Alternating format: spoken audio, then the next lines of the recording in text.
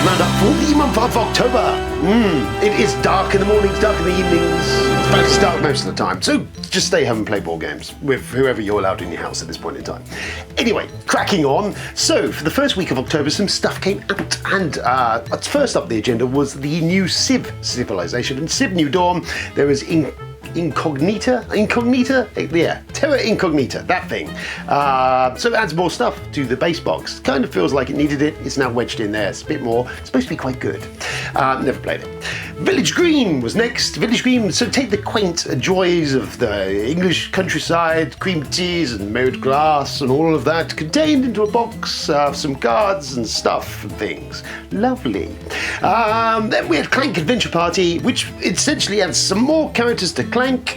You can add it to either your base Clank or you can add it to your Clank Legacy.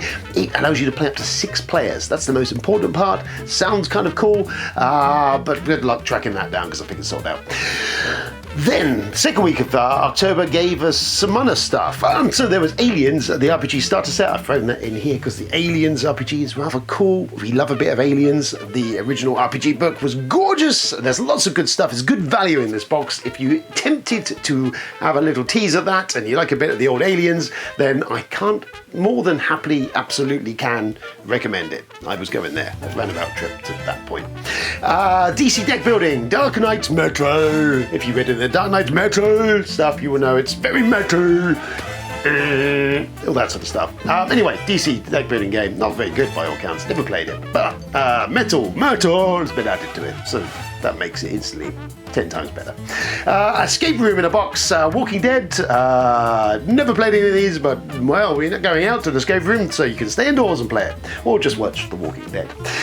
Fort, the card game, coming from those lovely chaps at his name escapes me actually, but they made Root, the board game, Leader Games. I have it strongly recommended. This is actually really good. Very cheap, $23.99 price on this one. I haven't given you a price for the other stuff. It's too late now. I can't backtrack. I'm just committed. But yes, there is that. Root. Fort, the card game. Build a fort in the garden. Lots of nice cutesy art and design from Root. And it looked kind of cool. And we're going to recommend it. I'm recommended. See, I did. Nussford Salem deck. Salem deck? Salem. I can't say it. It's a fish deck. It's a bit like a salmon. Oh my god. Yeah, that anyway is here. If you've got Nussford, everyone's got Nussford. It was cheap. It was like a tenner or something. So pretty much the entire group has Nussford. So go and buy the deck. Smartphone Inc. Do you fancy the possibility of being a Steve Jobs of the cardboard world? Slightly less of an arsehole level, maybe.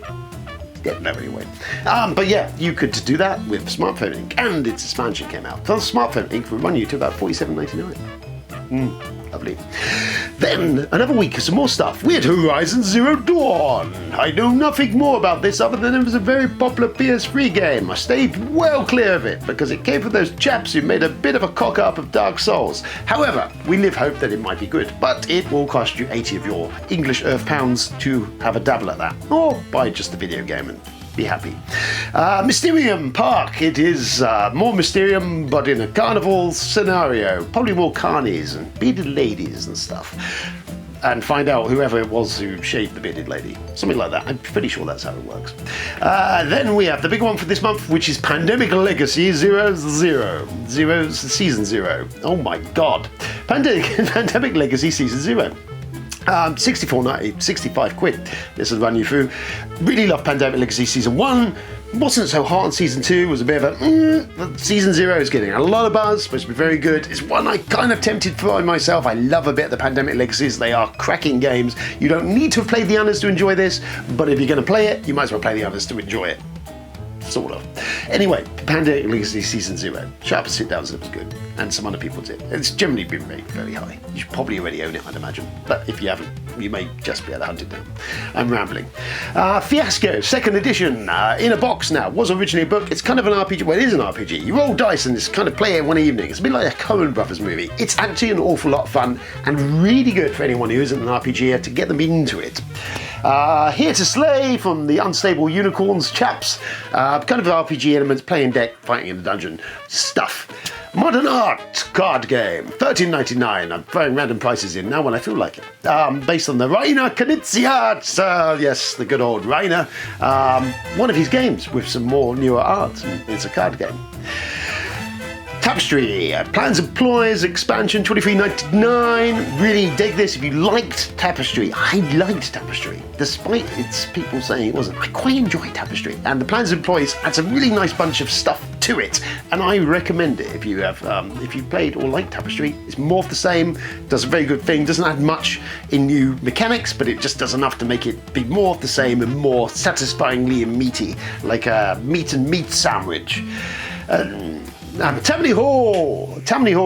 Never played Tammany Hall, but it's got awesome whales on the front of the box, so it must be instantly good. Surely. It used to be on the front of the Mastermind box, remember that? That one there. I've gone off on a beaten track. Should we do Kickstarter? Why not? Let's do Kickstarter. It's the Kickstarter. I can't remember the tune I sang last time. It was kind of catchy. Let's just do this.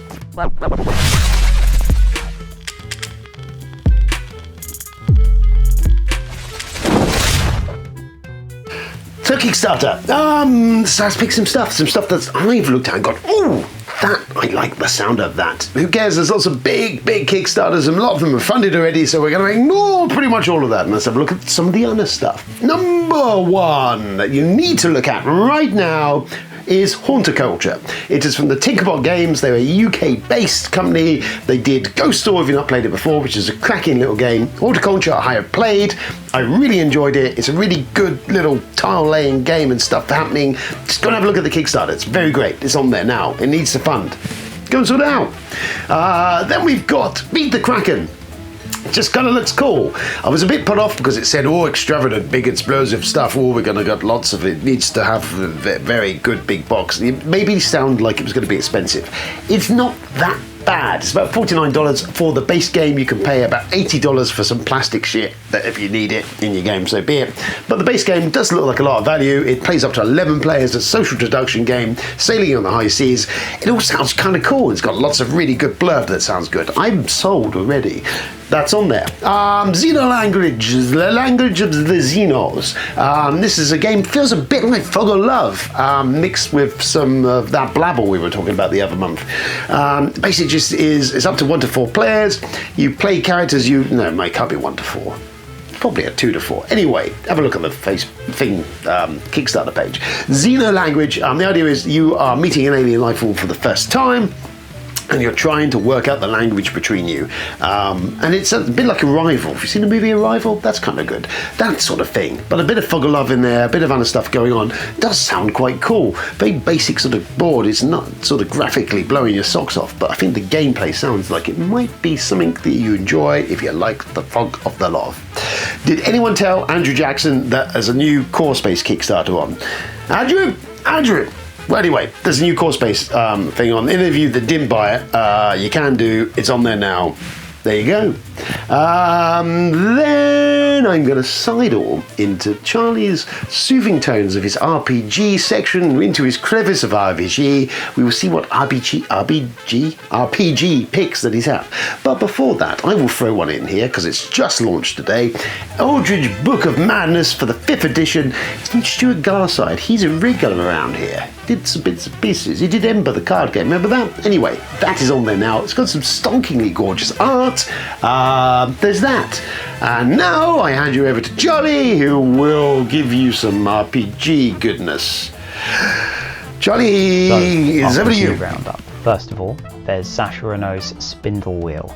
This is a deck of cards used almost like an interpretive GM to tell all kinds of fascinating little stories. It's a beautiful deck. I've played a couple of times using a printed out version. Definitely recommend that one to check out, and there are several Spindle Wheel games already online. Secondly, there's Thirsty Sword Lesbians by Evil Hat Games, and it's a Powered by the Apocalypse game about lesbians in a kind of swashbuckling fantasy style game, kind of like She-Ra or any of those kind of stories. it's been something they've been working on for a while, so it looks really smooth, really interesting as a game. Then finally there's Urban Shadows 2nd Edition. Now this is one of the older Powered by the Apocalypse games. It's an urban fantasy game where you all play different types of supernatural creatures or mortals interacting with the supernatural. And as such you all kind of clash heads with each other, but also have to gang up together against wider, weirder threats. So that's only just now on Kickstarter and by Magpie Games, so definitely check that out. They do make some amazing games. And even via Hate Owls, there is an owl right there. Thank you for that, my beloved. So yeah, good work. That's it for me. So that's it. That's the October roundup. It's getting colder. It's not snowing yet, which is kind of cool. But we are now onto that collision course with the end of the year. We will soon be at Christmas. We may be hopefully at Christmas. Who knows? It's apocalyptic now, really, isn't it? The end of times is upon us. But why not back some games on Kickstarter? They may get here, or probably an asteroid's going to hit us. Anyway, 2020 is nearly over. There's cause to celebrate. But yes, there we go. That is all of the Releases Roundup for this October. I've been Mike B. This has been thrilling. Don't forget to check me out on other places. Not check me out, but go to who does roles and stuff I do as well as this. That's it, really. I think that brings us to a resounding, thudding halt to this video. So at that juncture, I think I'm going to take leave, and I'll catch up with you again in November, where we're going to do all of this again, but with different games. What more can you ask for? Ta-ta! Riding.